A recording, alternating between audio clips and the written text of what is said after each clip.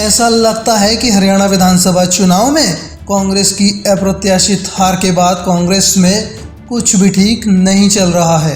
ठीक एक महीने पहले तक तो कांग्रेस के नेता खुद को सत्ता में आया मानकर चल रहे थे कि रिजल्ट तो मात्र फॉर्मेलिटी ही है, उनका तो सरकार में आना तय ही है। लेकिन जैसे ही नतीजों में हार मिली, कांग्रेस में सब कुछ बदल गया।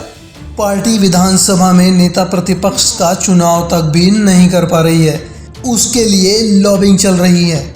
और तो और कांग्रेस के प्रदेश अध्यक्ष पद पर भी नई नियुक्ति की मांग जोर पकड़ रही है। कांग्रेस महासचिव एवं सिरसा की सांसद कुमारी शैलजा को पार्टी हाईकमान द्वारा एक बार फिर से प्रदेश अध्यक्ष की जिम्मेदारी सौंपे जाने की उम्मीद जताई जा रही है। अगर ये भी कम नहीं है तो नेताओं में आपसी घमासान लगातार बढ़ता जा रहा है।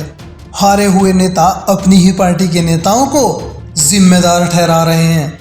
ऐसे ही एक नेता हैं शमशेर गोगी, जो कि 2019 के विधानसभा करनाल जिले की असंध विधानसभा सीट से विधायक बने थे, लेकिन इस बार उन्हें बीजेपी की योगेंद्र राणा से हार का सामना करना पड़ा है।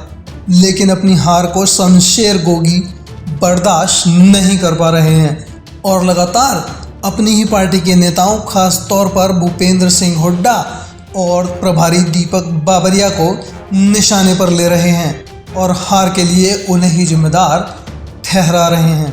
दीपक बाबरिया को घेरते हुए गोगी ने उन्हें बीजेपी का एजेंट तक बता दिया। गोगी ने विधानसभा चुनावों में कांग्रेस को मिली हार का जिम्मेदार दीपक बाबरिया को ठहराया है। गोगी ने कहा कि हरियाणा में चुनाव के दौरान कांग्रेस का कोई प्रभारी नहीं था। कांग्रेस ने बाबरिया को प्रभारी बनाया हुआ था, लेकिन मेरे हिसाब से वह भाजपा का एजेंट था। कांग्रेस का सत्यानाश होने में बाबरिया का बहुत बड़ा योगदान है। वहीं उन्होंने हुड्डा गुट द्वारा हाल ही में बनाई गई 8 सदस्यीय कमेटी के गठन को लेकर भी सवाल खड़े किए। उन्होंने कहा कि जो खुद ही हारे हुए हैं वे दूसरों की रिपोर्ट क्या लेंगे। हाईकमान को इन्हीं से रिपोर्ट लेनी चाहिए कि ये क्यों हारे।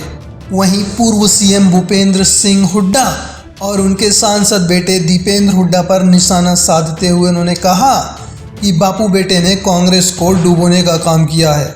ईवीएम मुद्दे पर तो गोगी ने क्लीन चिट ही दे दी है। उन्होंने कहा कि ईवीएम का मुद्दा उठाकर अपनी असलियत पर पर्दा डालने का काम किया जा रहा था, लेकिन असलियत कुछ और ही थी। असली मुद्दों को दबाने का काम किया जा रहा था। बिना संगठन के चुनाव लड़ा गया था। प्रदेश कांग्रेस में कुछ नहीं था, एक आदमी के लिए ही काम किया गया था। गौरतलब है कि शमशेर गोगी को शैलजा का खास माना जाता है और इस बार विधानसभा चुनाव में कांग्रेस के 37 विधायक चुने गए हैं, जिनमें से 33 विधायक तो हुड्डा समर्थक ही हैं।